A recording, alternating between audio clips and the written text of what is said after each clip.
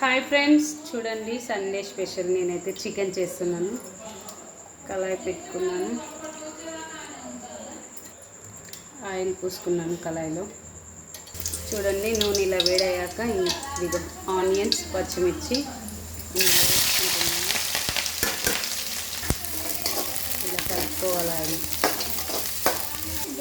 చూడండి ఇందులో ఒక 2-3 బగారా ఆకులు, ఒక 4 లవంగాలు, ఇంతంత దాల్చిన చెక్క. స్మెల్ టేస్ట్ బాగుంటుంది. చూడండి ఉల్లిగడ్డలు అలా కొంచెం బ్రౌన్ కలర్లో వచ్చాక పసుపు వేసుకోవాలి తగినంత.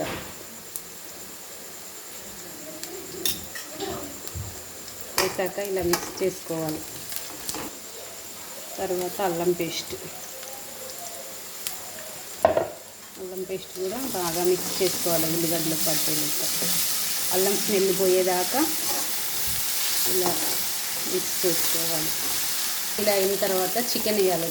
చూడండి చికెన్ నేను ముందే కడిగి పెట్టుకున్నాను. చికెన్ కూడా బాగా మిక్స్ చేయాలి. అల్లం పేస్ట్, పసుపు చికెన్కి పట్టేలాగా. చూడండి ఇలా మిక్స్ చేసుకోవాలి. చూడండి ఒక 10 నిమిషాలు ఆగిన తర్వాత ఇలా అయింది. ఇందులో ఇప్పుడు కొంచెం సాల్ట్ వేసుకుందాం.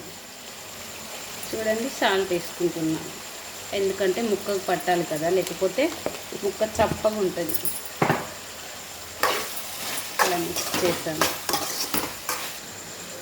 చూడండి ఇప్పుడు కారం వేసుకుంటున్నాను. చూడండి ఇప్పుడు కారం వేసిన తర్వాత ఇలా ముక్కలకు బాగా పట్టేలాగా కలుపుతున్నాను. చూడండి ముక్కలకి ఎలా పట్టిందో. చూడండి ఇలా అయిన తర్వాత నేనైతే వాటర్ కొంచెమే వేసుకుంటున్నాను.